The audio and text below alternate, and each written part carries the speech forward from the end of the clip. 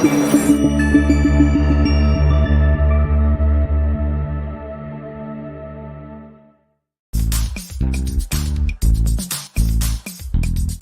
and gentlemen, welcome to Meanwhile Here on Earth. This program features in-depth conversations with the leading names in the subjects of UFOs, abductees, the paranormal, panel discussions, and the very best and brightest of the next generation of writers and researchers. Meanwhile Here on Earth, the show breaking new ground in alternative talk with your intrepid host, veteran investigative writer and researcher, Peter Robbins.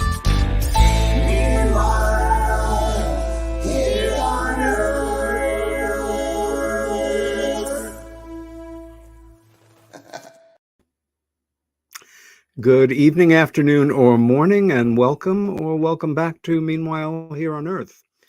No monologue today. We're just going to go right into our time with our guest.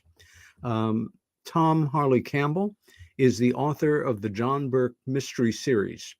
Satan's Choir and Blue Book are the names of his current titles. He was born and raised in Dayton, Ohio. He has been a journalist, a carpenter, a cabinet maker, a machinist, and for many years, a musician and Nashville songwriter. He lives actually very close to where I live, in a beautiful little upstate town called Trumansburg, New York. And Tom and I met some months ago when his first book came to my attention, a book called Satan's Choir. A great deal of my reading revolves around the subject of UFOs, but I've been an avid reader for just enjoying myself with the world of books since I was a kid. And I have a particular soft spot for good mystery novels, espionage, police stories, etc. And I read his first book and was really quite knocked out by it. The second one, which has this background theme having to do with UFOs, particularly appealed to me. And I thought we really haven't had a novelist on this show who has written about the subject of UFOs, even if as a backstory, since we started. So that said, welcome to Meanwhile Here on Earth. Hi, Peter. Good to see you, Harley. It was great to see you and Annie yesterday at the book launch party in Trumansburg, and to know that you sold a record amount of books. I expect all of those people are home right now reading it as they should be. I hope they're halfway finished with it already by now. And then on to the next one. When we met and started to chat, a number of things really intrigued me about you. First, I know very few people who have grown up in the Dayton, Ohio area with the whole UFO story resounding as part of the community reality, myth, legend, etc. Tell me a little about your family and about your childhood. Well, I was pretty much, I was born in Dayton on my grandmother's farm, or I was living in my family lived in East Dayton. That's where I was born. And I lived on my grandmother's farm out in the country outside of Dayton. And then we bought a house. They bought their first house, my parents, in this little brand new development. At that point, the easternmost development in Dayton, as the suburbs were booming back in the early 50s. Mm-hmm. And this just happened to be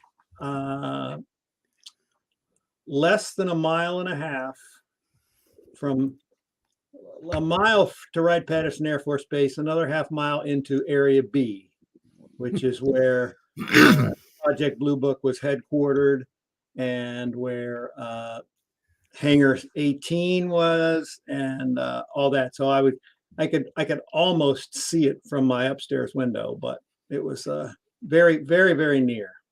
How old were you when your family moved to Dayton? Well, that's where we were always from. So I was born there, and we moved to this house when I was about 5 or 6. Okay. Yeah. Tell us a little about your parents. My dad was a salesman, a delivery man, served in World War II in the Navy, came back, went to school at the University of Dayton on the GI Bill for a short time, but then started a family and had to go to work. So that sort of ended for him.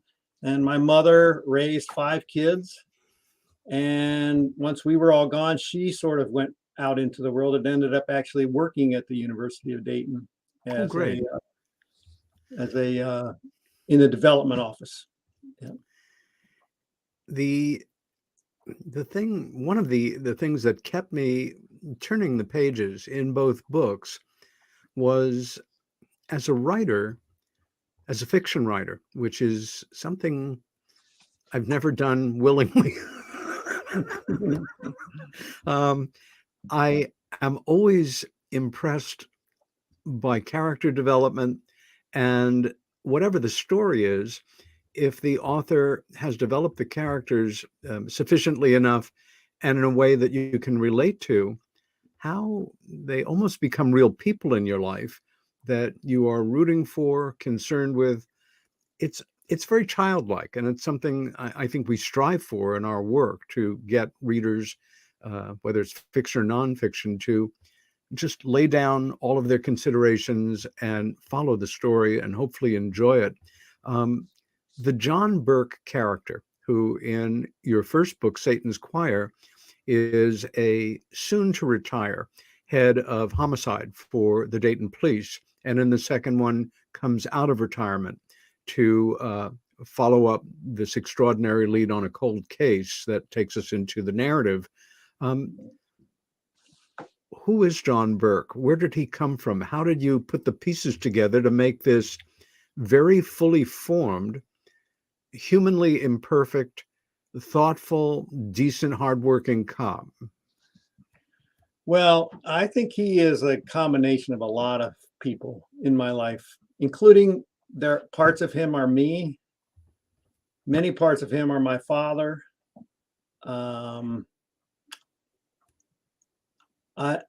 I think that's probably, the most of him is there. And but I wanted him. I read a lot of crime novels, and I wanted this guy John Burke to be a nice man, and not too damaged. So I thought about my dad a lot when I read the book, or when I wrote the book. And in fact, the first book was dedicated to my wife and to my parents, and he died about 11 years ago. Yesterday, I don't know if I told you this when we were at the book launch yesterday. Yesterday would have been his 100th birthday. And so Wow. I had his Navy hat there with me at the table at the book signing. And so he was on my mind all day yesterday. And so still missing. Yep. I can imagine. I can imagine. The family, his wife, who is also a very fully formed person. You know who this person is by the end of the book. It's wonderful that you take the time to make her as real and as live as you do. Also, the son, who is a homicide detective, and we know will be taking over the unit once the father retires. Also, the same things, composite people, or were they inspired by specific people? I think composite people, brothers, sisters, brothers' wives, sisters' husbands, just whatever I could grab out of the things that I knew. As they say, you write about what you know. So that's where they are. When growing up in this legendary area, do you remember first as a child hearing about the subject of flying saucers or UFOs? Well, it seemed like it was always there. there were a lot of, it was in the news constantly around Dayton, Ohio, sightings all the time. And there, one of the problems with that is there were so many, Wright-Patterson Air Force Base was a huge Air Force base, very, arguably one of the most important in the country. And a lot of research going on there, a lot of experimental space or aircraft in the air all the time. And I think that fostered that, because whether you were seeing a UFO or some bizarre new, piece of equipment flying through the air that no one had ever seen or heard of, that was there. During the Cold War, which was those years that I was growing up, there was a SAC base. The end of the runway was 7 miles from our house, and there were B-52 bombers loaded with atomic bombs, flying in and out of there every 12 hours. Four would take off, and they would be followed by 4 KC-135 tanker planes to keep them fueled as they were in the air. And they basically just flew around in the air in case the Soviet Union struck us. We would have already, they wouldn't get these guys. They would be in the air and they would be able to fly and retaliate. And they took off over our house, like I said, twice a day, at least twice a day, I think it was. And the whole house would shake and rumble and dishes would clatter. And so that's what I grew up with. The Air Force Base. It was there. Yeah. Oh, I can't hear Peter. For a lot of us contemporaries who grew up at about the same time, the Cold War manifested itself in different ways. Some families actually, had fallout shelters constructed, but as school kids, especially elementary school, that's where I remember it focused. The drills stopped in junior high school for whatever reason. I guess they knew that standing with your arms covering the back of your neck would not save you from a nuclear blast. But I don't actually know anybody who, as part of their childhood, had these planes, the B-52s, coming and going from their fail-safe points on a regular basis. And as a kid, you knew that these planes all had nuclear ordnance on them? Oh, yeah. And we were aware, and it was always a joke or a fear or whatever, however you wanted to treat it, that, we would always say, well, if the Soviet Union strikes us, we're going to be one of their first targets. The Wright-Patterson Air Force Base will be one of the targets. And so we would always sort of brag about that, oh yeah, we're going to be the first to go. We're number one. Yeah. And there was I forget which book, it's in one of the books. I talk about the boys when they were young boys were talking about how duck and cover, which were the drills that we had to do in school and in grade school, get down on your knees under the desk and duck and cover. And we were talking about it in front of the father of one of my young friends who was an Air Force officer. And he looked at us and just laughed and said, you kids, he said, look, if this happens, just bend over, put your head between your legs and kiss your ass goodbye. So we finally got over all that too. One of the most poignant aspects of this book does not actually enter into the story, but was obviously a very memorable part of your life. As an elementary school kid through high school, you had among your good friends a boy named Karl. You dedicate the book to him. Karl has passed. Karl died a few years ago. And you want me to talk about Karl a little bit? I do. Okay. Well, Karl was Karl Quintanilla, and his father, Hector Quintanilla, who was then a major, was the last head of Project Blue Book. Yeah. Before they shut it down in 1969, early 1969, I think, or I forget, but around then. Yeah. But they had come to the area, to the base, and Karl and his family lived in base. We called it base housing. It wasn't on the base; it was just off the base, but it was provided by the base. A whole giant apartment complex, and very, very near to where I grew up. Between me and where I lived in the base, so a 10-minute walk, and so they came when I was in around the 6th or 7th grade, I think, is when his father took over that program. And then through my junior year of high school, and Karl and I were good buddies and hung with the same bunch of kids for all of that time. And I tried to get in touch with Karl. He left after our junior year, and we sort of lost touch. And I tried to get in touch with him in the last few years before he died, a couple of years ago, to tell him about the book that I was writing. And I knew he was somewhat involved in the whole UFO thing. And I think he had helped get his father's memoir published online. And but I never got a hold of Karl.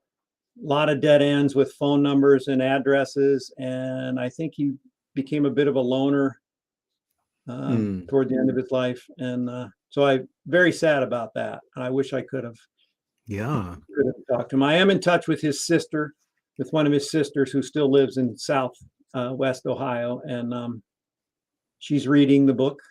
And we email back and forth. Do you remember the first time that you and Karl spoke about what his father did? I don't.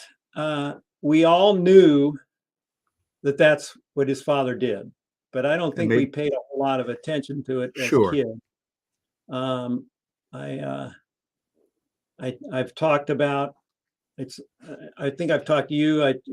Somebody's maybe written about this, or I've posted some stuff about it. But when I was a junior in high school, I was in a journalism class, and we had part of an assignment was to interview somebody. Could have been your father, your mother, your sister, your aunt. Could be somebody famous. If you could find somebody famous, that would be even better. And I asked Karl. I said, "Hey, do you think your dad would sit down and interview him about Project Blue Book?" And he asked him, and Major Quintanilla agreed to do it. And so I interviewed him, and that was the most Karl and I probably ever talked about UFOs. And I don't really know how he felt about it. But reading things later, I knew it was quite an issue with a lot of people, and maybe even within the family. I don't know. But did you, in growing up in Dayton, ever have your own UFO sighting? I did. Once there, and then there has been one here near the Ithaca area since then. But back then, I was living in a small town called Spring Valley, which was south and west of Dayton. Very small little town. Little main street, some shops, grocery store. And I was renting a house with a couple of buddies right on the main street. And my father was there, and one of my buddies, Rick, that I was living with at the time, and we had just been mushroom hunting. We had gone out the railroad tracks that led out of town, that crossed through town, and we were hunting for morel mushrooms in the spring. And we had just gotten back, and we were standing in the middle of the road, or at the side of the road, right in front of our house that we were living in, just chatting, and the three of us. And all of a sudden, something caught all three of us, the corner of our eye. We all looked up, and it happened so fast, probably in about 3 seconds, something flew in an arc from the eastern horizon to the western horizon and disappeared. That in 3 seconds, I would say, it's about how long it took. And we all saw it, and there was no noise, and we had no idea what it was. It was an unidentified flying object, and we were all just sort of stunned, and we couldn't even really say, well, what was, we couldn't decide on the shape but it was silvery, and it was there, and then it was gone. Yeah. And there were, like I said, there were a lot of sightings like that around Dayton because of experimental aircraft. But so I'm not hearing you again, Peter. Which it may have been, of course, an experimental aircraft, but maybe not. Well, certainly nothing that moved that fast that anybody knew of at that point. Okay. Out of curiosity, do you remember ever talking about it with these guys again? I can't remember. I remember talking to my parents about, or my dad was there. He saw it, and we discussed it, and my friend Rick, and I remember combing through the newspapers the next day to see if there were any other reports like what we had seen. And I don't recall really. I don't think we saw anything in the paper. But I told people, and they would just look at you. Yeah, right. Yeah, sure. So classic. Very skeptical. And you had a sighting in the greater Ithaca area here some time back? Yeah, that was in the early to mid 80s. And I actually have a friend here now who we've talked about this, but it was around the time when the Hudson River, there's sort of a group of sightings that happened down in the Hudson River Valley back at that same time that I think anybody that's pays much attention to UFOs knows about that period. 82, 83. Yeah, somewhere around there. And that was around this time. And it was just over the lake. We were at a party in the summertime along the lake, and over the lake were these red lights moving in strange patterns and directions, completely silent for a long time. And a lot of people watching this. And, there was stuff in the local paper the next day about that. Nobody knew what it was.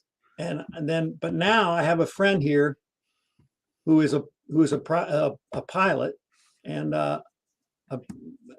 flew airplanes and jets privately after being in the service. And he claims that a friend of his told him, who's also a pilot down in the Hudson Valley, and he says it was a hoax.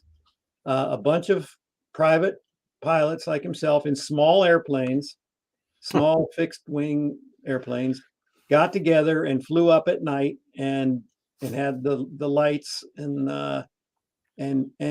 would fly and shut their engines off or coast or whatever and create this thing.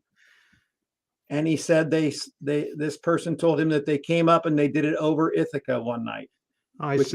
Which apparently is what I saw, if it's true, but it was dead silent, and I don't know how that could be. He said, well, a pilot doesn't, and a small airplane doesn't make much noise, but it just seems like it has to make some it noise. Makes noise. At the same time, if what you saw the lighting sequence, if that pilot was suggesting that these craft were flying like wingtip to wingtip without much movement, it's the same, I think, debunked argument as the Phoenix sightings, and saying that this was a bunch of, private planes, etc. Right. As time passed, did you keep an interest up in UFOs, or it kind of resurged when you decided to write a book with part of the backstory relating to the subject? Well, I've always been intrigued by it. and would look at things online, and just because of my connection to the Quintanillas and to the Wright-Patterson Air Force Base, and Right. I always was interested in it. And when I came up with the idea for the second book, I got further into it, and so the second book, two of the main characters in the book, I based on Karl Quintanilla and his father, Major Hector Quintanilla. I believe he was a lieutenant colonel when he retired, but at that time he was a major when he was running Project Blue Book. And I changed them. Let's go. Let's take a moment to go back. Something's happening. I'm not hearing you. Yeah. Oh. Yeah. I missed that. Yeah. Let's take a moment and go back to your meeting with Major Quintanilla. You're a high school kid. You have an assignment. You have a friend who has a father who is, distinguished in this area. I'm sure when Karl mentioned to his dad that, his friend Harley wanted to interview him, we can only imagine it was like, well, all right. And I'll tell you, what I would say to anybody, the usual explaining it away and taking, the company position, so to say. But there was more to your interview with him than that. Yep. Tell us a little about the interview and then what he said off the record. Yeah, well, that was exactly how it sort of played out. I remember him smiling and thinking probably, well, I have to do a lot of interviews. Gee, I've never done one for a kid this young and a high school kid. And I think he was slightly amused at the whole prospect of it.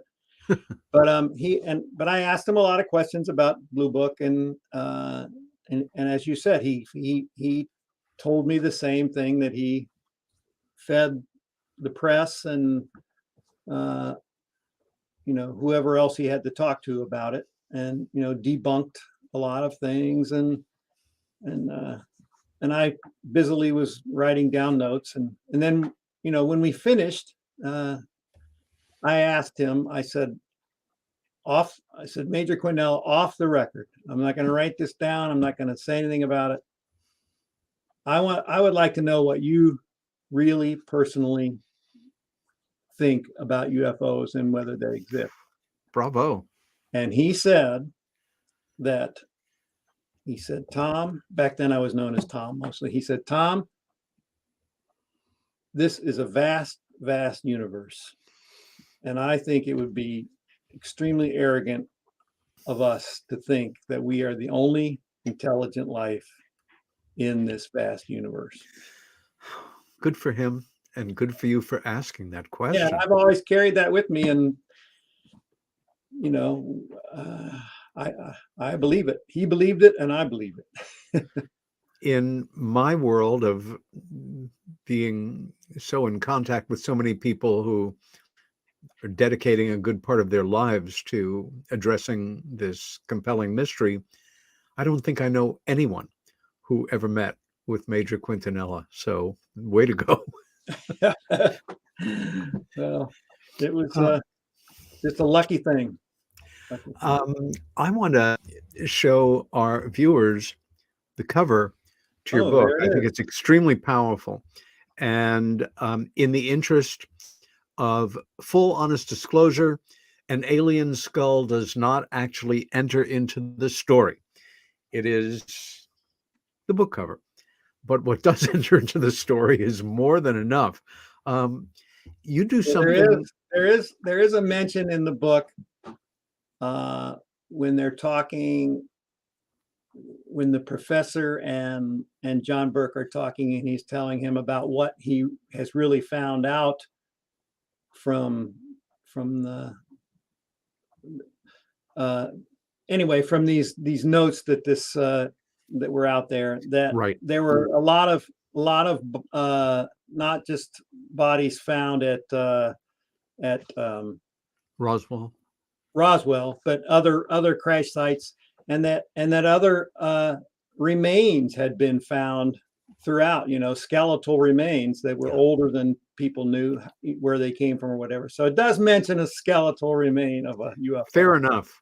And I think it's a wonderful cover. You take as your plot point not some obvious major aspect of the cover-up, but you do something that intrigued me, and in part was one of the things that held my attention straight through. And no spoilers here. This is all material that we put forward in promotional blurbs and things. But your main character stumbles into, well, a young man comes to him with a clue, a compelling clue to a haunting cold case. And it's the murder of a man going back many years. And as John Burke begins to investigate the murders, the bodies start to pile up. And it is all in the service of literally keeping that secret from 1947 intact. I think some people, when they read it, may think, well, this is very colorful and the government wouldn't kill people to keep secrets. Well, I would have to disagree with that. And you make it very real. How?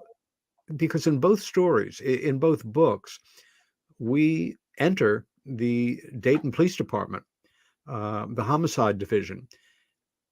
Do you know cops? Is this all research? Was some of it imagination? In both books, you make those squads come alive, and investigative procedures as well, and cop talk that sounded very natural to me. How did you research that part of the book? Well, first of all, I have a daughter who was a cop for a long time, so she helped me out. And then I actually contacted the Dayton Police Department, a very nice woman there that worked in the, I don't know if she would be considered a secretary or whatever, but she was involved with the homicide department. And she answered a lot of questions for me. And then I actually went, when I was writing the first book, I went and she gave me a tour of the homicide department. And I met a couple of the cops. A couple of them, their kids were going to the same high school that I went to. And so that was pretty much how I did it. And then, it's fiction, as you pointed out. So I made up what I had to make up and tried to make it as realistic as possible. And then on the second book, that a very strange thing happened after I wrote the first book. Several months after it was published, I found out about a cop in Dayton, Ohio, who was retired, who had been the head of the homicide department for 22 years, whose last name was also Burke. Oh, no. Total coincidence. This is a man named Doyle Burke. He's actually got his own book out, published this in the last year. He published his own book called Death as a Living, which is about his life as a homicide detective. Wow. Great title. So I found out about him. It was just a complete coincidence that I named my cop Burke. His name is Doyle Burke, and we got to know each other a little bit, and so on the second book, I ran some things past him, and I remember after he read the first book, I said, "How'd I do?" As far as I wanted to know how I did as far as the cop stuff went, and he said, "Oh, it's great. You did really well in a TV cop kind of a way." That's sort of a mixed message, but but that's pretty much where I got a lot of my cop stuff was from cop shows on TV, and there are some great ones. That's actually terrific. Yeah, Doyle's been a big help, and I think he's a fan of the books now too. Another Burke. The real John Burke is what I call him. Yeah. When you were growing up and at that point in your life when you began to really master reading and were free to basically read what you chose, what kind of books first captured your imagination? Well, I went through 12 years of Catholic education.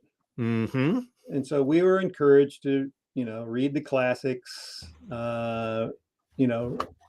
develop an appreciation for the good books, for literature. Yes. And that's what I read a lot of. And even after, getting through all that, and I read, mostly novels and short stories that were, literary. Good. Considered literary. Yeah. I didn't read a lot of crime fiction, and I didn't read a lot of nonfiction. And I always thought I wanted to be a writer. I took some journalism classes, like I said, in high school, and I even went to college hoping to be a journalism major before I dropped out. And then I wrote off and on short stories for pretty much all my life. Not very many, a few here and a few there. Never got very serious about it. And then the idea for the first book came along, and that really wasn't even going to be a crime book. But once I started working on it, I realized this has to be a crime novel with a cop in it. And so that's how that happened. It wasn't originally going to be that. But do you remember when you first were turned on by, were taken by a mystery novel or a good police detective story? Well, I think my brother and his wife were reading the Henning Mankell books. He's a Swedish crime writer. A few years ago, and his main character in this whole series of books that he did was Kurt Wallander, a cop named Kurt Wallander, a Swedish cop. And he wrote, I read all the books. There were like 10, 12 of them maybe. And I read all of those. And that's really where I got into it. And Got it. He was a good writer. And I loved the character.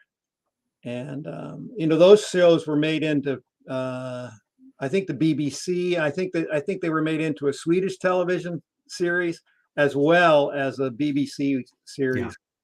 Yeah. And those were good books. And Wallander's work has been extensively translated now and very popular in a lot of countries. That genre of Scandinavian mystery and murder writers, they are in a class by themselves to a degree.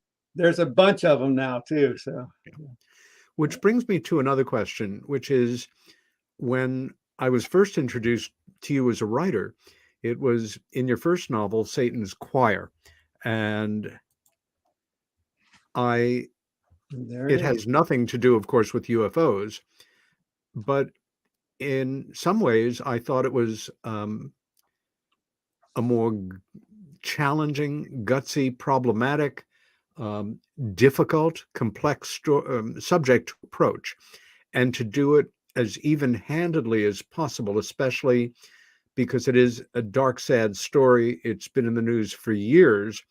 And I think also being Catholic, it was a particular challenge. It has to do with sexual abuse within the church. And once again, a murder mystery going back in time, revolving around that. How did you get to the point where you said, I'm going to take this on?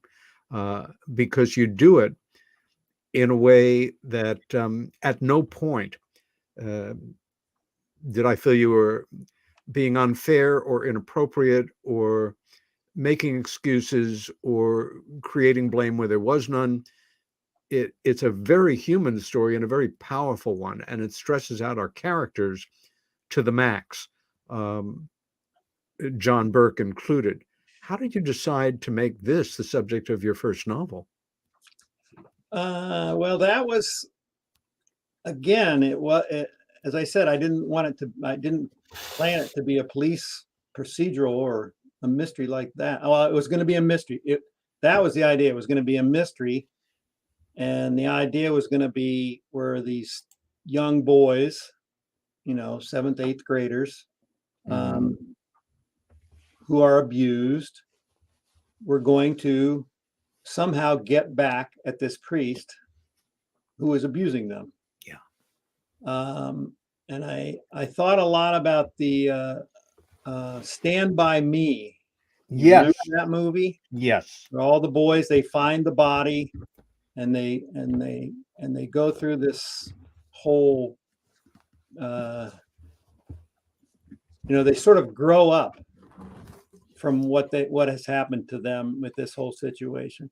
And that's sort of the feeling that I sort of originally had in mind for that book. And then, as I said, as I started writing it, I realized, well, this is a crime. This is going to be a crime novel. Yeah. And I developed Burke, and then he ended up being far more involved in the whole thing than anybody knew. So, Harley, how can I say, to walk that line between being irate, absolutely as angry as anybody can be about these kind of abuses, the matrix that you set it up within, again, these young guys who get caught up in this in the most tragic kind of way. I did think about that wonderful movie, and I thought, not that in any way it's derivative of or taking anything from it, but that camaraderie, and in this sense, the damage done, and how Burke kind of follows up on it, and then has to look inside himself as well. Again, it has nothing to do with UFOs. If you're like me and you're very involved in the subject, but you do read other books on other subjects, I really feel that, again, if you're into this kind of fiction, or if you're not and you'd like to try it out, these are two marvelous books to do it with. At this point right now, your newest book is not only just out. I had the pleasure of attending the book launch party yesterday, and it was wonderful to see such a great turnout. Is your mind already starting to plot a third novel, or on hold for the moment while you recover from the second? Yeah, I mean, I published these two pretty quickly together. They were written a while ago. It just took me a long time to finally get them published. And I think I know the main problems I had getting the first one published were because of the subject matter of the book. I was told outright by several agents, I can't get this published just because of the subject matter. Yeah. And several were told by publishers right out, nope, no way we're going to touch it. Wow. So I went ahead and wrote the second book, finally got them both published, self-published, more or less, and have had an idea for a third one. It's been bouncing around for quite a while. It's changing here and there, but I think I will write a third book with John Burke. As you pointed out, he was retired at the end of the first book, so he's not a young man. I don't know how many books Burke can stand himself. Well, please don't let him go quite yet. Also, in my writing career, I've, written with the passion of the things that I believe in, but also taken jobs where you're writing to pay the bills.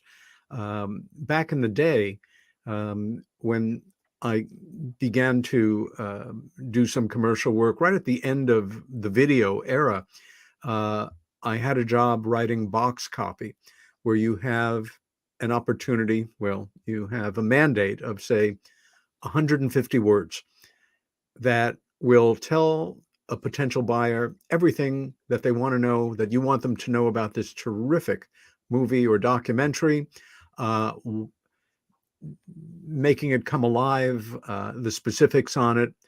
And it's a very challenging job to reduce everything you think you want to say into a very small amount of words. My sister Helen was a wonderful writer, and as a gold and platinum record award-winning lyricist and a great poet, I became incredibly respectful of the challenge of reductive writing, of writing in a small space with a big thought. And music lyrics are that. Um, you are a songwriter. You've had songs published, performed. They're out there. In fact, when people visit your website, and I'll give them the link before we leave the air, Oh, good. they can hear some. And I encourage everybody to visit it. How did you get into songwriting, and how would you compare the challenge of writing a lyric for a song with, say, a chapter in a book? Oh boy, that's kind of tough. The songwriting, that in itself was so different each time. Some songs would just pop out. The very first song that I wrote, a lot of people consider it the best song that I ever wrote. But, and that came pretty quickly. There were other songs that were struggled with. I wrote a lot of songs with a songwriting partner, a guy named David Kent down in Nashville. We wrote a lot of songs, and those were, a two-way operation. And but as far as sitting down and writing a book compared to that, you knew that it was going to be a long process.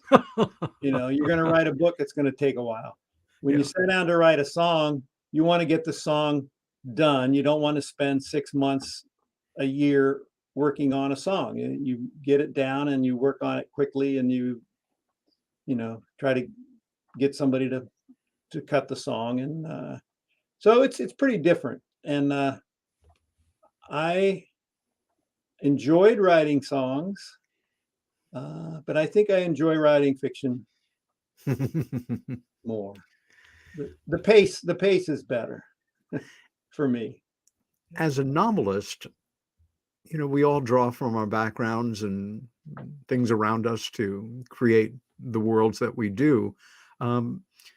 You, like me, have worked have had multiple careers. You've worked as a cabinet maker, a carpenter, a journalist, of course, a machinist, and a working musician. Did any of that background in your life seep into anything in either of your novels in terms of informing a character or filling out something that from your own experience? Well, I don't think a whole lot of it did.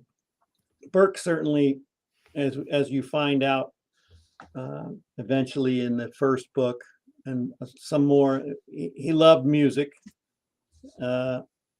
He in the first book, he doesn't love, he can't stand to be, he doesn't want to hear any music, and that's one of his issues. But that gets resolved, and you realize that he's always loved music, and he likes to sing. And so that part of it was, went into Burke. And that, like I said, that was my dad too. My dad was a really good musician and had a beautiful voice, and just loved music. So it also underscores the poignancy of what John Burke, the character, is struggling with internally, and how pulled he is.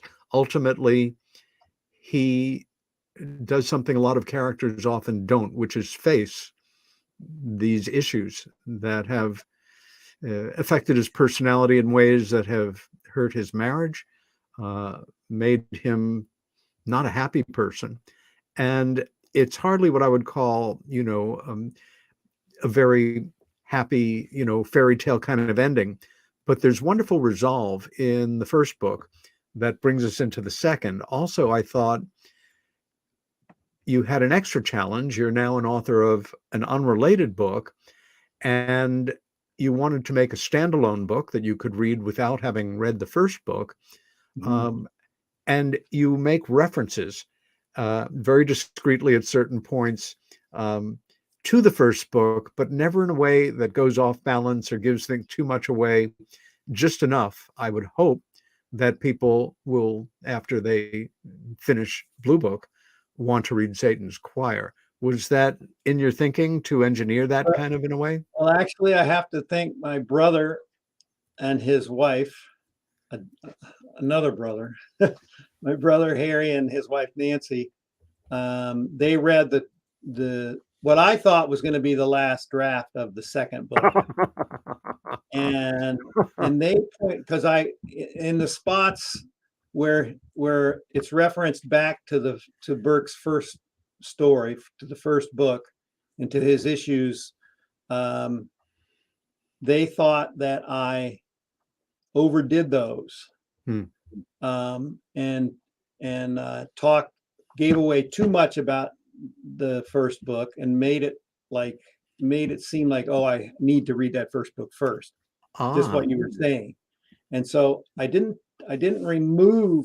I took a few of those out, but the other ones I just slimmed them down and made them quick references to these issues, so that you didn't really dwell on it. You would know something has happened in the past, but you move right along with the second book. So it is a standalone book. Definitely can be. Yes. I do hope people would want to go back and read the first one, though. I would too. And if I hadn't read them in the order that I did, and you had just approached me with the new manuscript, there's no question in my mind I would have gone back and read the first book for a number of reasons, the most important of which is I enjoyed reading the second book so much and enjoyed the first book, as the proper introduction. On the back of the book, a number of blurbs from different writers, and I'm proud to be among them. And I just want to read most of what I've written, and every word absolutely deserved. At last, a solid, well-written, and deeply driving detective novel willing to take on a subject that many writers understandably shy away from. In the summer of 1947, the Truman administration set in motion an all-too real cover-up regarding the subject of UFOs, the lengths to which the dark operatives involved in keeping this secret will go to include murder, in the past as well as the present day. John Burke is a thinking person's retired detective turned private investigator, and he is in a race to understand the above top secret world he has unintentionally been drawn into, while simultaneously doing all possible to head off more officially sanctioned murders. This particularly likable, well-drawn characters and fast-paced plot engaged me from start to finish. And that's a fact. It's a pleasure to have you on the show, and wonderful to be close enough, unlike so many of my friends, that we actually can get to see each other fairly regularly. Yes. I want people to know that they can learn more about you, see more on your life, what you do, if they go to tomharleycampbell.com. That's it. tomharleycampbell.com. Any closing thoughts that you want to share with our audience, or One thing that we touched on, but then we got away from, and that I wanted to just point out to people about the second book, that so in talking about Karl Quintanilla and his father, the director of Project Blue Book, they've been fictionalized in this book. They are two of the main characters in the book, but I've changed them from Mexican Americans, and in the book they are now African Americans. So I just wanted to point that out, that those two people have become part of the book. Yeah, and very poignant characters they are. Harley, thank you so much for being on the show. We are going to take a 4-minute break, and then we are going to return with my second guest of the evening, me. See you on the other side. Bye, Peter. Thank you.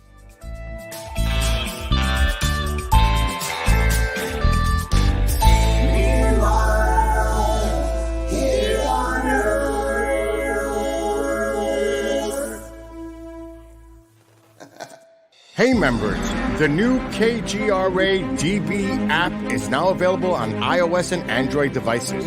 Gain on-demand access to any KGRA DB programming. Download any show directly to your mobile device to listen or watch on the go. Go to the App Store and search KGRA DB.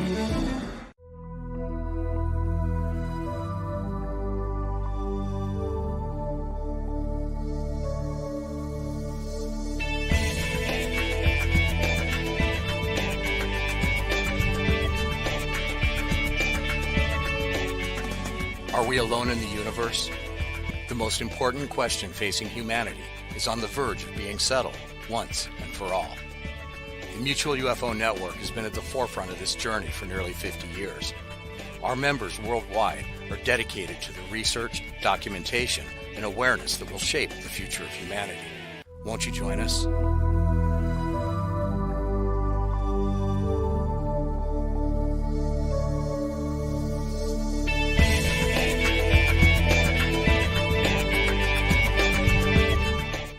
It's not just a donation.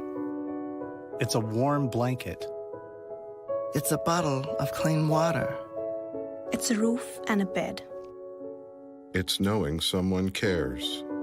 It's feeling safe. It's a today that's better than yesterday. Every dollar you can spare helps so much more than you can imagine. Please, donate now to help people affected by Hurricane Ian. Your support is urgently needed. Discover the Observation Deck, a one-of-a-kind virtual event platform that takes video conferencing to the next level by using avatars to navigate a campus. There's so many areas and activities to choose from. There's a 1,000-seat auditorium, an expo hall, a nightclub, and even a beach. So come attend a conference, take a class, or hear a lecture on the incredible Observation Deck campus. Go to theobservationdk.com. You're listening to the KGRA Digital Broadcasting Network. We provide unparalleled coverage of trending news in the world of ufology, cryptozoology, and paranormal phenomenon. Whether you're watching our video live stream or listening to one of our audio programs, you are getting the best from world-renowned researchers and hosts, guiding you through topics the mainstream won't touch. Miss one of your favorite programs? No problem. Head over to the members area at kgradb.com for access to our massive library of award-winning content. Make contact, stay connected, only at kgradb.com.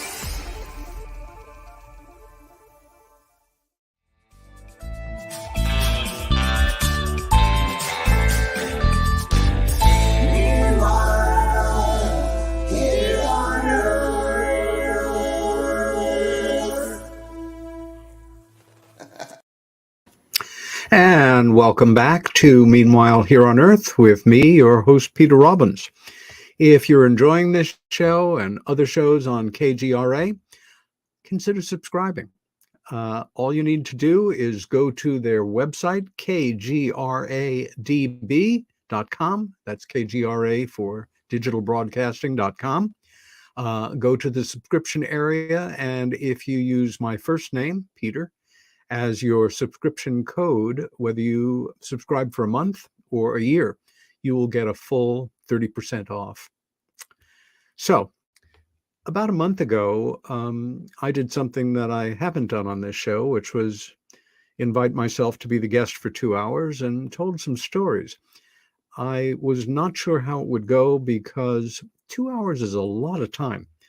And even if you have good stories and you're pretty good at telling them, people can go to sleep, nod off, drift. And so I pulled together some stories I thought would hold you guys. And I was very moved by how many people responded so positively. So much so that irregularly, we're going to come back to that format. And I'm going to share some stories with you about this, that, and the other thing. Tonight, I wanted to start with the idea that for all of us, wherever we live, whatever we do, however routine it may seem to us and the people around us, it has the potential of being very exotic to someone else, just by virtue of where we grow up, or what the terrain is, or our histories, or anything that is completely alien to someone else is of genuine intrigue potentially because it's so different. And I thought back in my life to a time when that point was really brought home to me, so much so that it's always stayed in the back of my thoughts. And we'll go back for a little bit to a time when I was traveling in Nepal, a very exciting time in my life, and a really wonderful adventure. I had come into the country through a border station in India. And I think it was about a 6 or 8 hour bus ride from that point in the lowlands where India borders Nepal to Kathmandu, which is, I think, about the same altitude, maybe a little less than Denver, 8,000 some odd feet up. And it was along one of those roads that you occasionally see in a Facebook meme where a bus is on a road that is exactly 1 inch larger than it needs to be, with a drop of like 8,000 feet straight down. Not 8,000, but that was a bus ride I took, and realized after I had, many weeks later when I was ready to leave Nepal, that I would rather fly out in a small plane during a monsoon than take that bus ride again. But I quickly linked up with a number of other young Americans on the road, and 3 stay in my mind. Nick was a Texan, the first person I ever knew who kept his head shaved, grew up in Waco, and he was traveling with his girlfriend, Elizabeth, who was a Kennedy, I think second or third cousins of those Kennedys, as she described herself very cheerfully, a black sheep in the family. And Larry. Larry lived in Southern California, and they had been traveling together for some time and ultimately just decided, rent a place, spend some months here. I think they had been there about half a year. And once we got to know each other, they said, when we first got here, we climbed a small mountain and camped out on it. Small, in that Tibetans don't have words for mountains that begin below about 15,000 feet. They're all foothills. And the Kathmandu Valley is surrounded by a ring of mountains, and the tallest is a mountain called Shivapuri. And I think we had a several thousand foot climb to get to the peak. We woke at dawn, took public transportation as far as it would go, started to hike, and by about noon, I was hanging onto a rock face with a heavy pack, with the sun beating down on me, thinking, this is nuts. I could fall and die. Why did I do this? Well, I did it because it was an adventure and it sounded great. We had to, of course, take all the food that we needed for that trip. Most of it was dehydrated. And then once we arrived on the mountain top, or very just below the summit, we stayed where they had stayed. It was this beautiful little retreat, a Buddhist retreat. Maybe it was built 500 years ago. And it was quite exquisite with a few simple buildings, and didn't see anybody for the 4 days or so we were up there. We all brought a couple of books, some recreational marijuana or hashish, lots of food. We knew there was a water source up there. Main job was collecting wood and then drying it out by the fire because the moisture level was just so intense. This was the early 1970s, and all of us carried paperbacks with us. You'd often trade books at hotels, leave them on a shelf, take other books. But we were all readers on the road. And there was a relatively new novel out set in an area that I knew, that had come out before I left the States, had become a bestseller. And I thought, well, I'll take that. And it's a novel by a writer named Mario Puzo called The Godfather. And growing up in New York City, and knowing Little Italy fairly well, I was coming upon locations that were very familiar to me. And at meals and things, we would all get together and, among other things, talk about how we were enjoying our books or not. They had all read The Godfather and were increasingly intrigued that I knew or had eaten at or was familiar with areas that entered into the book. And so much so that it began to dawn on me that coming from North Carolina and Texas and California, these were truly exotic locations. It culminated when I had just finished the part where Sonny, the soon-to-be deceased oldest brother and the hothead, had been multiply machine-gunned to death at the Jones Beach toll booth. Now, if you grew up on Long Island, New York, like I did, Jones Beach was, for many of us, a very real part of summer weekends. And although for the film version, they built a toll booth, period, to the thing, I remember regularly coming and going through that toll booth, and I told them all. And they looked at me in awe. I'm trying to characterize this as straightforward as I can. And as if by one said, you have been to the toll booths where they shot Sonny? And I thought to myself, remember this moment, because this is not exotic to you, but it is to them. In the world of paranormal studies, we come upon individuals, regular individuals having irregular experiences, normal people having what we'll characterize as abnormal experiences,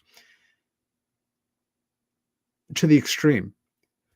I am not somebody who has had many paranormal experiences in my life worthy of singling out compared to so many people who I have met, spent time with, assisted in some ways in researching their situations.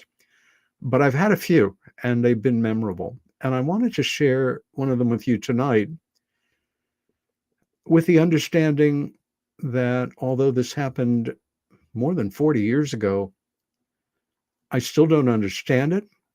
I'm fine with it, but it remains an abiding mystery in my life. We all have them.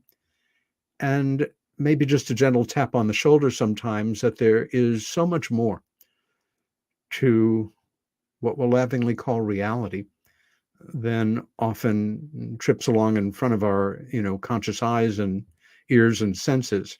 So let me set the scene for you. I had graduated from art school. joined the Merchant Marine, traveled around the world for a year on my own, returned home, connected with some of my art school buddies, went in on a big commercial loft that we shared for several years. After 2 years, the rent went up and we were all out.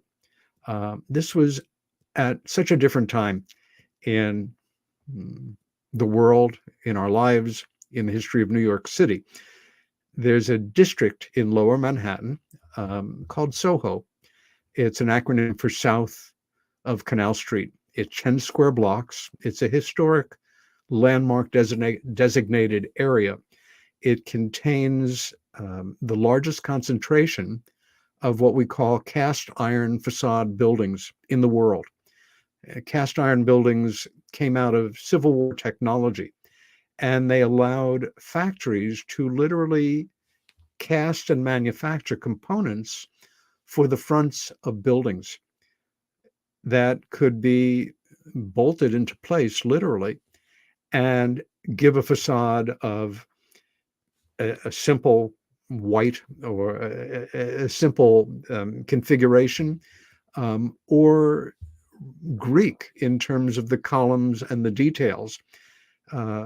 They were a huge breakthrough in construction, and many of them became the homes of small factories and a great deal of manufacturing in Lower Manhattan, starting in probably the 1860s or so, and the earliest ones that still survive are around.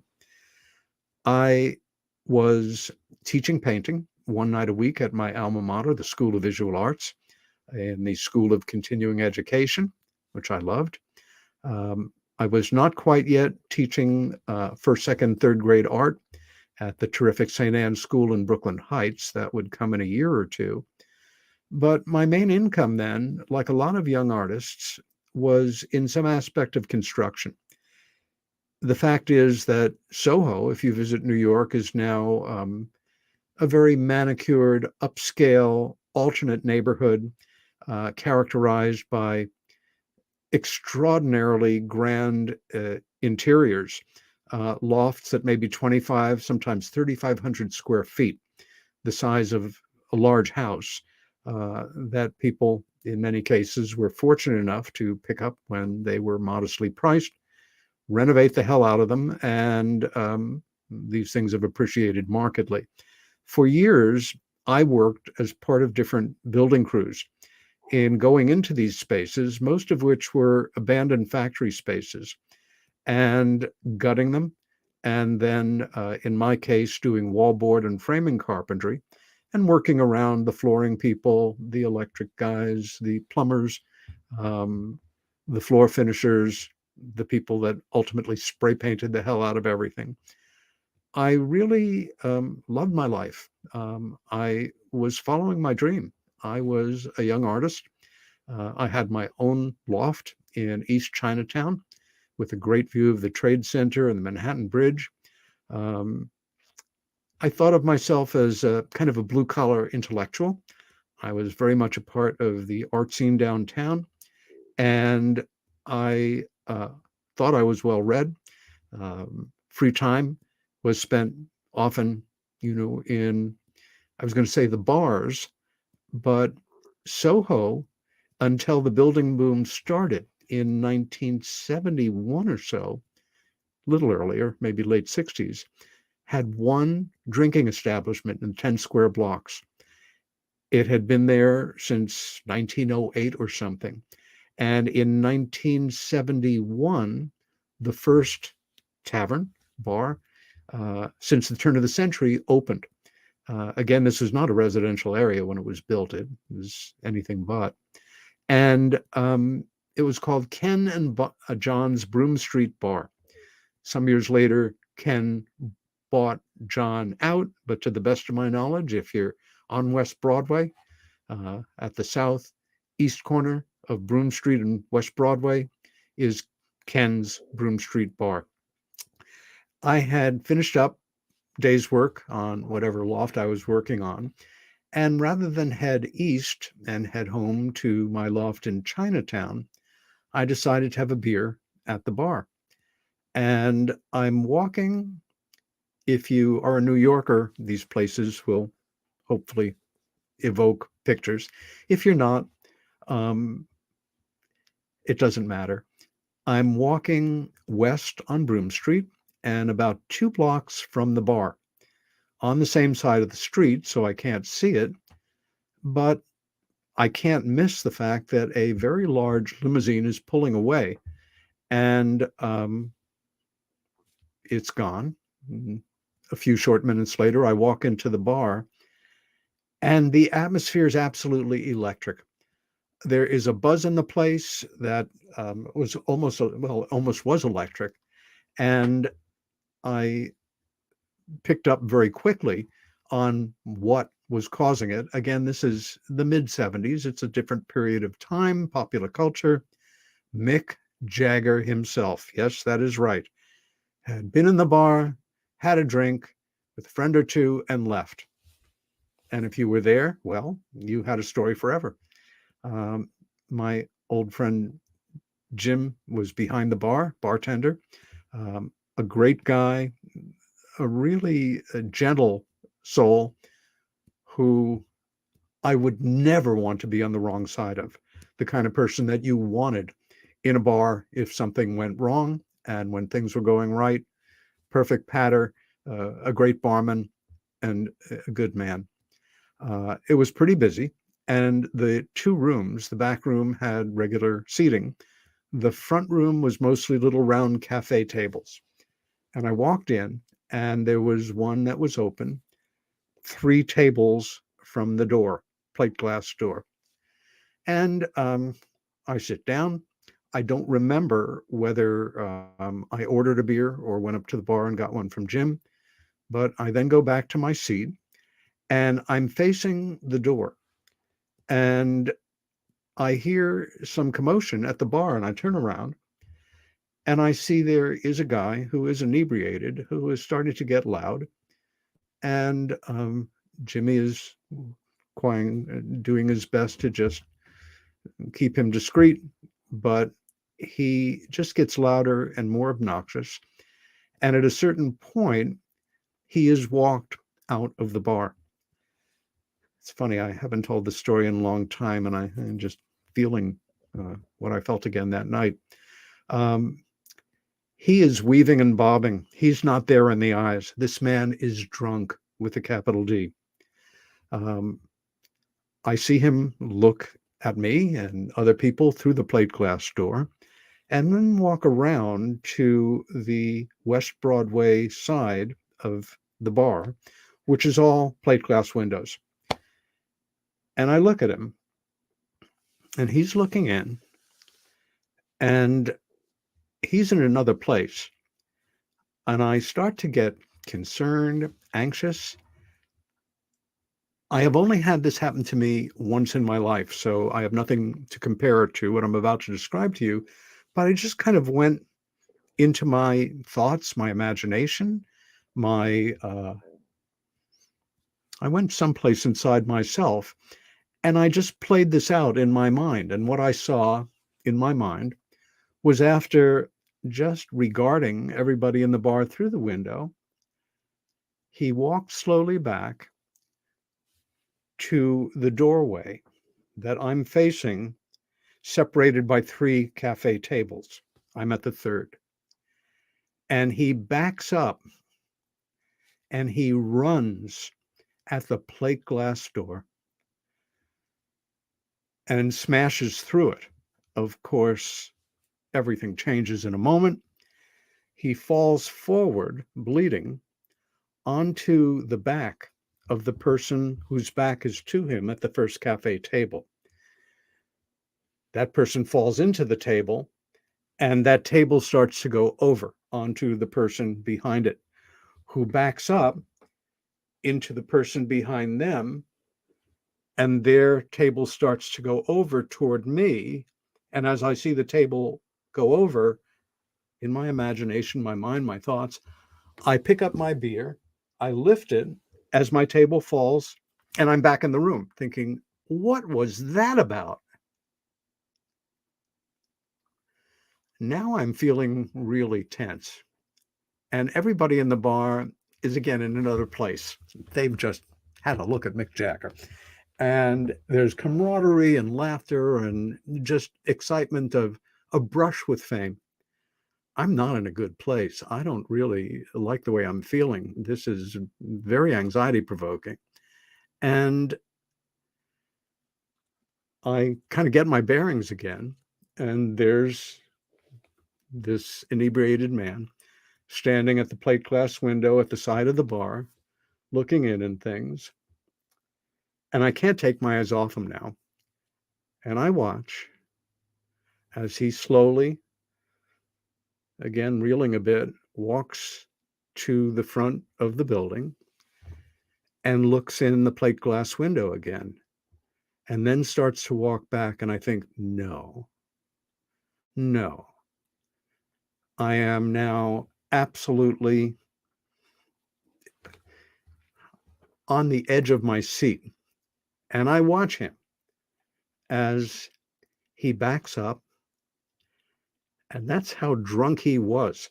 He ran through a plate glass door and falls on that first person. The table starts to go over. The next table starts to go over. Like a matador going like that with a bull, I stand up. I've seen this before. I lift my beer as my table goes to the floor. Pandemonium breaks loose in the bar. I right my table. Everybody is now in a fairly hysterical state, except for me. I'm fine. I'm calm as I can be. And the abiding thought that I remember feeling was, oh, that's what that was about. What the hell? What happened there? I, as an investigative writer dealing with the unusual, will always defer first to the most mundane, boring, everyday explanation possible.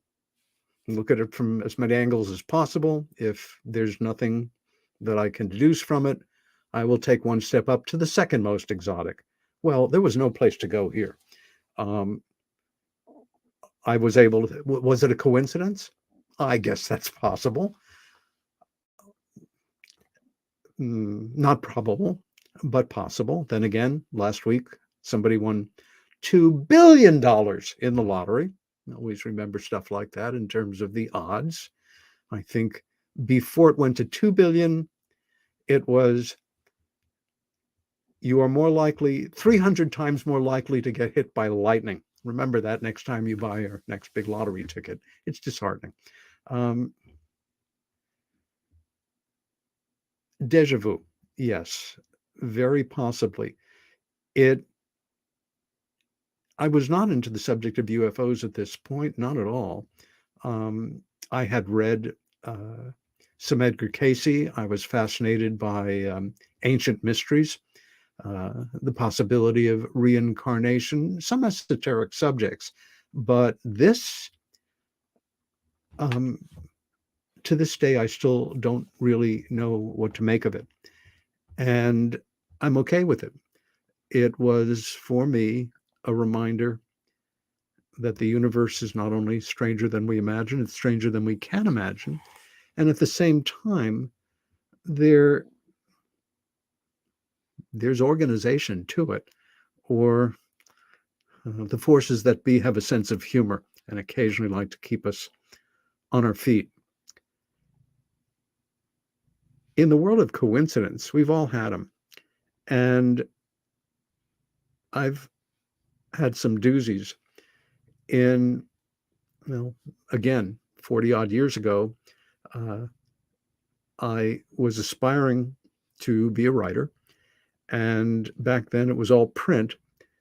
And I had written up some memories from my trek, months of walking around India, and then tried to find a publication which would have it.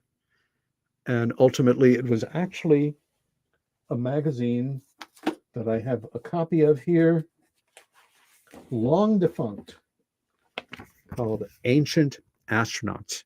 That's right. And they bought it. They paid me $100. I was now a professional writer and very excited about having passed through that door. So I'm now thinking, I need to come up with an idea for something else, for another article. At that time, I was, among other things, very interested in psychology. I was reading a fair amount of Carl Jung, Wilhelm Reich. But Jung at that moment had intrigued me with his notions of synchronicity, coincidence, and discussed it from a symbolic, from a scientific, from almost every point of view imaginable. And I thought, I've got a great idea for a story, for an article. I'm simply going to start a new journal, but just of coincidences, and see where it goes. And maybe, it will lead me to another paper. Well, I started and still have that journal up on the shelf. It began with what I would call a very low-level first-tier coincidence. This all happened in New York City. I'd be walking along a street and thinking about somebody. As I walk by two people talking and you get a snippet, maybe a sentence and a half or half a sentence or something, somebody says the name of that person. Or I'm going to catch a subway and I step out onto the platform just as my train pulls in. Not a normal occurrence for New Yorkers, but again, nothing to write home about. Then as I started to pay more attention to them, there seemed to be more of them. I was very careful, as I always try to be, in being as scrupulously accurate as I can be. The first time that I was walking down a street thinking about somebody, and this was at a time where New York was kind of down in terms of budgeting for a lot of municipal things, including trash pickup. There was just a lot more garbage in the city and, papers floating around. Stepping on, I think, a front page of the Daily News or something as it was about to blow by me, and seeing the name that I was thinking about on the cover. Well, I'm now connected up with a magazine, also now long defunct, called ESP Magazine. Perfect. My editor, Howard Schmuggler. I hope he is alive and well somewhere. A good guy, a good editor who lived in Rhode Island. And at the time, we communicated by U.S. mail, occasionally calling each other, because every call outside of your local call you paid for. And I had finally pulled it all together and had quite a grand coincidence that I thought would tie it all up. It was the right word count. And I told Howard that I was ready to send him the article. And he said, by chance, I will be in New York City next week to do some business. And while I'm in town, I have to drop off some stuff at a friend of my girlfriend's. And I don't know New York City. Maybe you can help me get there. And I said, well, why don't you come here for dinner? And so Howard came for dinner to my little loft in Chinatown. And we were talking about the article, and he liked the draft. And we finish eating. And he says, so when I leave here, before I head back to the station, I need to go to this address and drop these things off for this friend of my girlfriend. Do you know where this address is? I went, yes, it's on the next street. It's around the corner. Well, we had a great laugh about that. I mean, what are the odds of that in a city like New York or any big city? And he, again, didn't know the city at all, but he had the number of his girlfriend's friend and called her. And she was expecting him, of course, and said, here at my friend Peter's, who says, I'm very close to you. Let me put him on the phone and, he'll tell me what direction to take. Well, we start to chat, and my loft was set up. This is a rectangle, big windows in the front, 2 small windows on an alleyway in the back, courtyard, nothing fancy, just an industrial area, buildings facing me. My one telephone, cord telephone, was in the back of the loft, right by one of the windows. And I'm chatting rather absentmindedly with this woman and say, so exactly where are you? She says, well, I'm in the building right next to the Knickerbocker post office. And we have a laugh because that's my post office. And Howard and I, once again, exchange looks like, wow, this is a really good coincidence. Meanwhile, again, I'm staring out my back window at just these buildings across the way in the courtyard. And I see that there's one window on the 3rd floor, like me, with the shade pulled down, with a silhouette of a person who seems to be on the phone. Of course, that's ridiculous that it would be this person, but jokingly, I ask them if they are on the 3rd floor of their building. And she, a lovely woman named Marty, who I met shortly after, said, yes, why would you ask? I say, are you standing in the back of your loft? Yes, what is going on here? Starting to get agitated. I said, pull up your shade. And there she was, and there I was. And that's impossible. That's just ridiculous, except that's exactly what happened. We end up getting off the phone, and before I sent Howard on his way,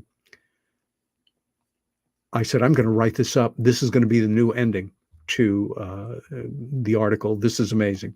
And I'll compensate, with the word count.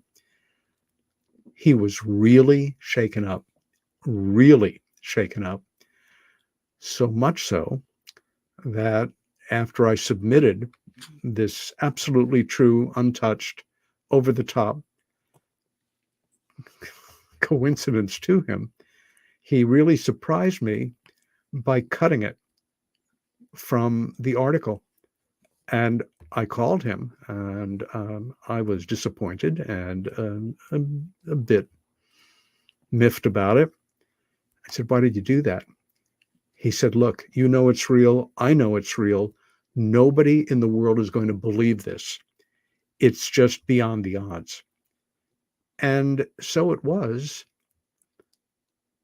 At the same time, Marty and I started to spend time together, became romantically involved, had really quite a wonderful affair for several months.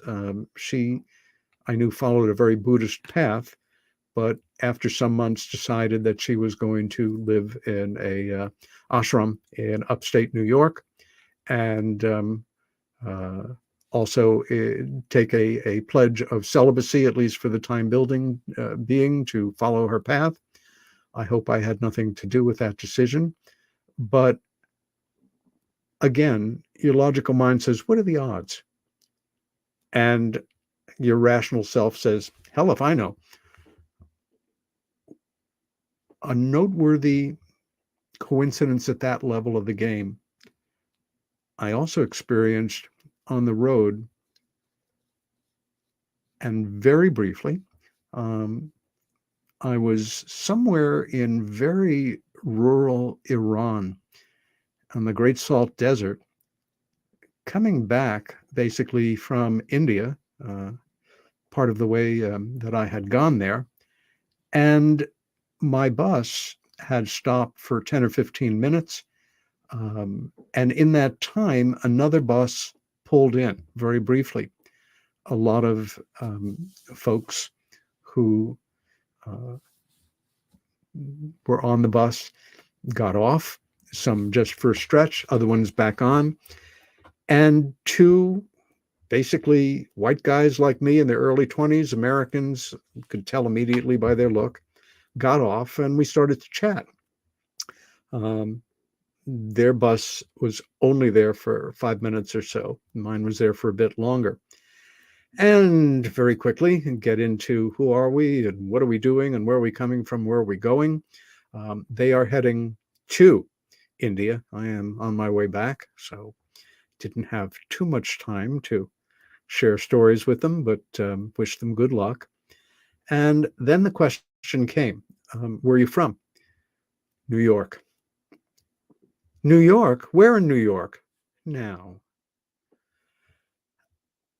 up until that moment in my life, if anybody had said to me, oh, you're from New York, where in New York?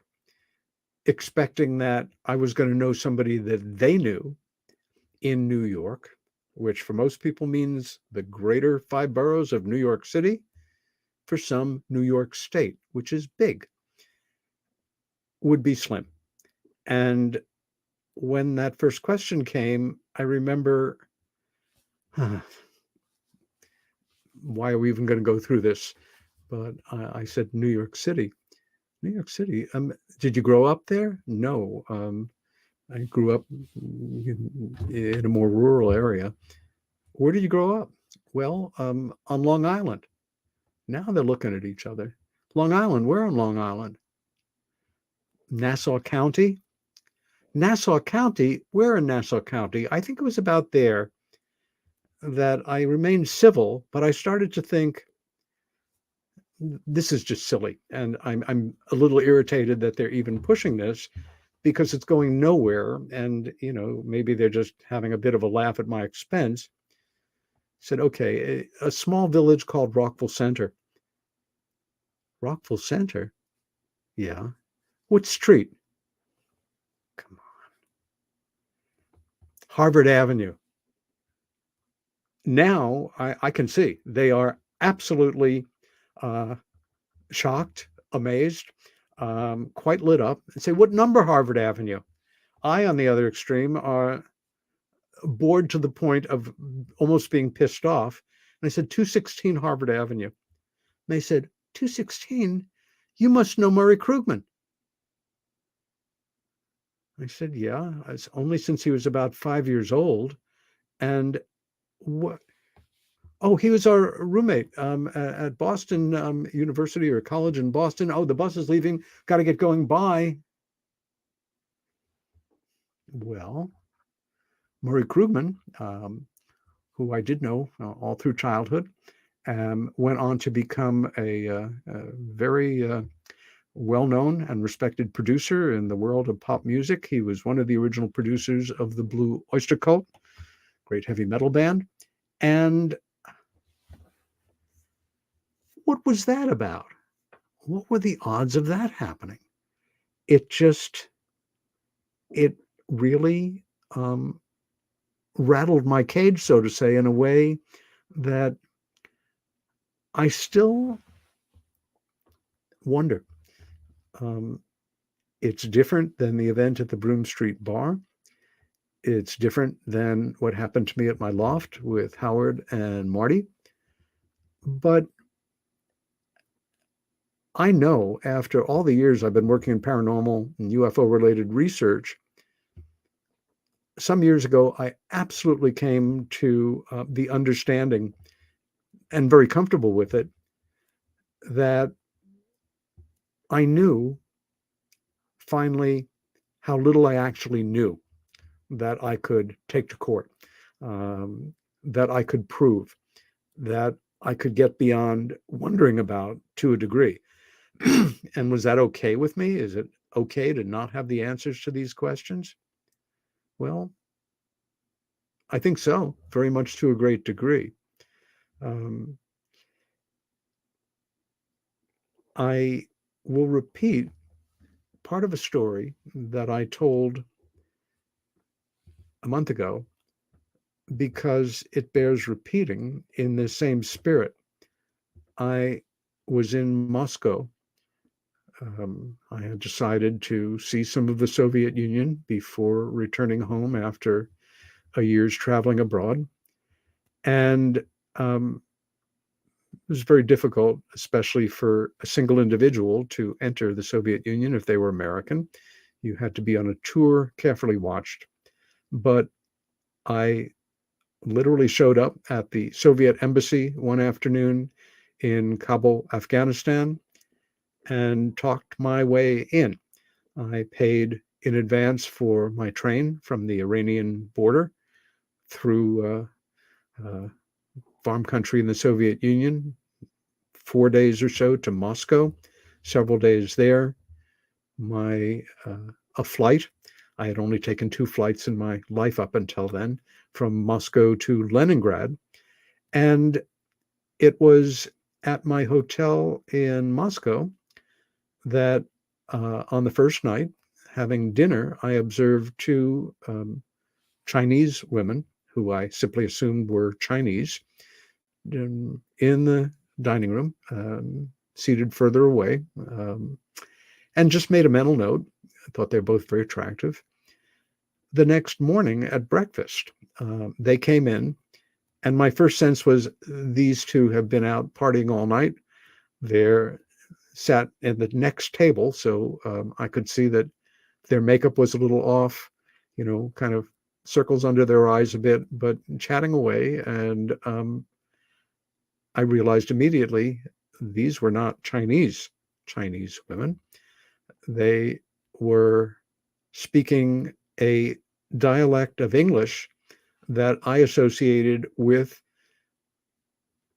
first-generation kids of Chinese immigrants in Chinatown. There's no question in my mind. And I couldn't stop myself, and just interrupted politely as I could at a certain point to ask them what they were doing in Moscow. One of them seemed rather miffed and would have been just as happy if I weren't there. The other one, glad to answer the question. They were both New York CCNY, City College of New York students, on a Russian language program for 6 weeks in the Soviet Union. And what was I doing there? And one gal, after they finished eating, headed back up to their room to get some rest. I, on the other hand, and Irene, took off for the day, and being that she had been there a month and a half, was kind enough to show me around the city to a degree. And we got quite close in a day, as we do sometimes in life. And by that evening, we're making out like teenagers in my hotel room, and decided we should get together when she returned to the States. I would be returning earlier. And so we did. And for that first year that I was back, we saw quite a lot of each other. So with that as backstory,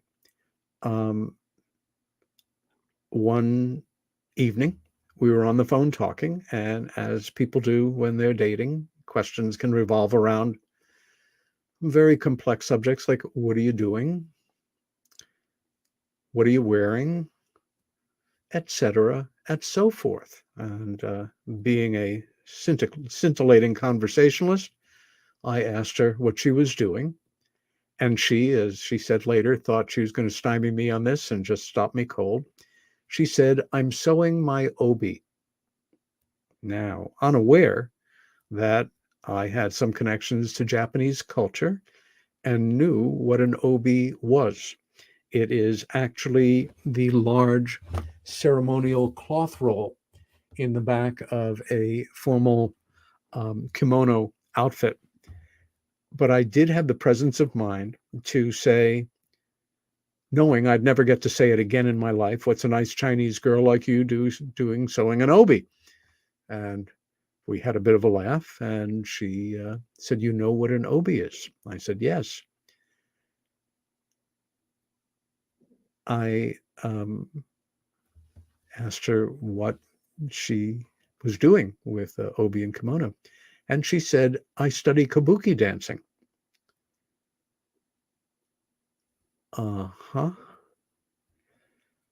I had a girlfriend who was the love of my life, who I was still very much in love with when I started to travel, who also studied kabuki. Christine was a professional dancer when she started out in life, studied with the Martha Graham School, went on to become a very accomplished painter. and got a graduate degree in it. And I used to attend some of her lessons at the Nippon Club on West 57th Street. And like that situation in the Broome Street Bar, I'm starting to get a little wired. And I ask Irene if she studies kabuki at the Nippon Club. And she says, yes. Why would you ask? I said, do you study with the ranking kabuki master in America, Madam Mayoko Watanabe? And that got her agitated. What is going on here? Why are you asking me these questions? How could you know that? Yes, I am studying with her. And I take a breath and I say, do you know a woman named Christine Gilmore? And she said, yes, she's my dance partner. What's going on here? So is this the Matrix? Is the man behind the curtain moving switches occasionally to entertain me or to keep me on my toes? Or is this just part of the fabric of the way life works? And I think it's the latter. I really do think that it is an example of that there is more to heaven and earth than we understand. I want to close this conversation with a story I've shared with a few people over the years that was a life-changing event for me in a good way. My sister Helen, who I was absolutely devoted to and extremely close, passed away in the year 2000 in January following complications from surgery. And it destroyed me. A year later, I was much better at seeming that I was improving, but still wrestling with a great deal of grief. And so it went. I was living in an apartment on West 88th Street. That was my dear friend Stan Schneer's apartment, still is. And he worked there during the day. He had turned it into a photo studio and slept there at night. But then his second wife and he got another place. He used the apartment as his home, as his workplace. And I stayed there. That was where I stayed at night. We'd occasionally run into each other, but mostly our schedules were passing in the night. And it worked out that he needed the apartment back. I'd been there about 2 years. And I believe it was his wife's daughter was accepted to a graduate program. And he told me I had to find a new place in 2 weeks. Well, he had given me a wonderful deal. It would be impossible to find it again. But I looked. And even though I was working a full-time job at the time, I looked at every listing I could on weekends. I walked around New York City with $500 cash in my pocket, ready to pay a superintendent or whomever to get me that lead that I needed to get that apartment. Everybody I knew was looking for me, or at least knew that I was looking. And the 2 weeks came and went with not even a bite. Stan was wonderful and made it clear that he absolutely understood and not to worry about it. But in 2 weeks hence, I had to be out. And we set the date for a Saturday. I doubled all my efforts, and it's now the second Thursday. I have 2 days before I have to move out, and I still don't have a lead. I'm staying late, as I often did at my job at Central Park Media on West 57th Street, just a hop and a skip from where I used to live. And I get a call from an old friend of Helen's who asked me if I was still looking for a place. And I said, absolutely. And she told me there was a friend of hers, recently divorced, who had a 2-bedroom apartment, was a really nice gal, into the stuff that we were into, might even know who I was, had some interest in UFOs, and that it was a nice apartment. And if we could cut a deal, she'd probably make a good roommate. Well, I thanked her very much, and I called the number. And just as Helen's friend had said, this was a lovely person, a lot of fun to start with, was looking for a roommate, and I qualified in every possible way until we got to the price. I knew $1,000 was going to be my limit. Whatever it was, that was it. And it was $1,200. I explained to her that I thought that was a great deal for what one would be getting at that time and place in New York. But it wasn't me. But I thanked her very much, and I'm about to hang up. And she says, wait a minute. I coincidentally also have a friend who's recently divorced, who has a 2-bedroom apartment, who will be looking to rent a room, but hasn't even cleaned it out yet. Is not looking now. But seeing as you're desperate, you might want to give her a call, explain the situation, tell her I gave you the contact information, and go from there. And so I did. And this woman understood what I was saying, but wasn't interested. I prevailed on her at least to consider it. I'll sleep on the floor in sleeping bags, surrounded by your boxes for months. I have no problem. I just need to move fast. Well, I'm going to California next week. I'm actually leaving on Saturday. Do you like dogs? I need a dog sitter. I have one there, but you'd be with the dogs as well. I don't know. I don't know you. But she agreed to have coffee with me. And that evening, and I closed up, got her address, closed up the office, and started to walk toward the building. And as I'm walking, I'm thinking, why is this number so familiar to me? Why is this address resonating on such a high level? Until I woke up and I'm approaching the overhang. And it's a building where my sister Helen and I had shared an apartment 10 years earlier. I walk in the lobby. I tell the concierge who I'm here to see. He says, very good. And he gives me a apartment number on the 20th floor where we lived 10 years earlier. And I was in an altered state in the elevator going up. I really, I just kept mantraing every once in a while somebody wins a $100 million lottery and things like that. But this wasn't making sense to me. It was not our old apartment. It was the apartment exactly opposite. I ring the bell. She opens the door. And the very first word she says to me is, you? It was our old neighbor who had never moved. Second thing she said was, I heard about Helen, my condolences. And she invites me in and we sit down and we start to have some coffee. But we both keep losing it. She interrupted my conversation, I think 3 times early on, say, what just happened here? How did you, what? Well, she still wasn't ready to do it, but she knew me. And, we were apartment friends, knew as a person she could trust, etc. I told her I'd give her whatever she wanted as an advance. We went out to dinner the next night. We decided that night after dinner, she decided I could move in the next day when she took off to California. And that was my home for the next 2 years. All I can say as we wind up is I can't believe that happened as a random act of coincidence. My sister and I spent our lives watching out for each other in all respects. And I think she was simply there for me when I needed her. More to the point, the grief, the sadness, the heaviness, the weight I had been carrying around with me for several years dissipated in a matter of weeks and never came back. I still miss my sister, of course, but I no longer mourn her. If you enjoy this show, please consider subscribing to it. We'll be back next week. My guest will be returning, one of the great men in the world of UFO studies, Steve Bassett, our full-time